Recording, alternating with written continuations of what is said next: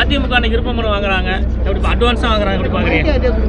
அதாவது அவங்களுக்கு ஆள் இருக்கான்னு பார்க்குறாங்க, ஆளை தேடி பிடிச்ச விடுமே அப்படிங்கிறதுக்காக வேண்டி அட்வான்ஸாக யாரும் கட்சியை விட்டு போயிடக்கூடாதுங்கிறதுக்காக வேண்டி விருப்பம் பண்ணி வாங்குறாங்க. அதை தவிர வேறு ஒன்றும் கிடையாது. அட்வான்ஸாகவே விருப்பம் பண்ணி வாங்குறதுக்கு இதுதான் அடிப்படை காரணம். சார் யாராக இருந்தாலும் நாங்கள் அன்பாக தான் சார் அரவணைப்போம். நாங்கள் யாருக்கிட்டையும் எதிர்ப்பு காமிக்கிற கட்சியே நாங்கள் கிடையாது. எல்லோரையும் தோழமையோடு அரவணைக்கின்றவர்கள் தான் நாங்கள். கொள்கை மாறுபாடுகள் தான் ஏற்படுகின்றனவே தவிர வேறு எந்த விதத்திலையும் நாங்கள் யாரையுமே போய் குஸ்தி போடுறவங்க கிடையாது. ஒருவேளை பாஜக அன்போடு நடந்து கொண்டால் மீண்டும் கூட்டணி கொண்டாட வாய்ப்பு உண்டா சார்? அது கொள்கை கூட்டணி சார், அது வேற இது வேற. எங்களுடைய திராவிட மாடல் ஆட்சியை ஏற்றுக்கொண்டால் யாரோடும் நாங்கள் இணைந்து பணியாற்ற தயாராக இருக்கிறோம். நேற்று கூட்டத்தில் தம்பி வா தலைமை இருக்கவாலாம் பேசியிருக்கீங்க. இப்போ உதயநிதிக்கு அவ்வளோ முக்கியத்துவம் கொடுக்குறீங்களா?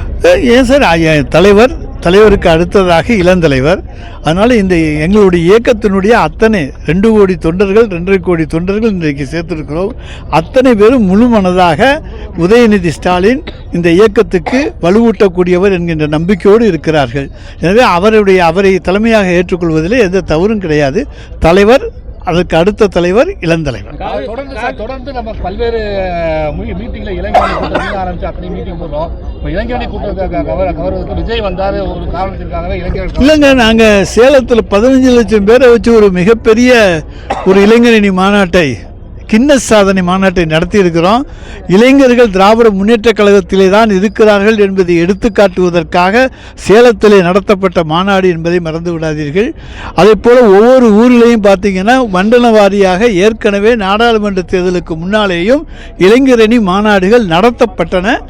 எனவே அதன் அடிப்படையிலே சட்டமன்ற தேர்தலுக்கு முன்னாலே நடத்தப்படுகிறது. புதுக்கோட்டை நம்ம திருச்சியில் போய் கலந்துக்கிட்டோம். 1 லட்சம் பேர் 1.5 லட்சம் பேருக்கு மேலே இளைஞரணி தொண்டர்கள் மட்டுமே கலந்து கொண்ட மாநாடு. சார் இனிமே அவங்க தமிழ்நாட்டுக்கு படையெடுத்து வந்துதான் தீரணும். ஏன்னா ஏதாவது தங்களுடைய கட்சியினுடைய டெபாசிட்டையாவது காப்பாற்றிக் கொள்ள வேண்டும் என்பதற்காக அமித்ஷாவும் மோடியும் தமிழ்நாட்டுக்கு படையெடுத்து வந்து கொண்டு தான் இருக்க வேண்டும். ஆனால் எந்த பணமும் கொண்டுகிட்டு வரமாட்டாங்க.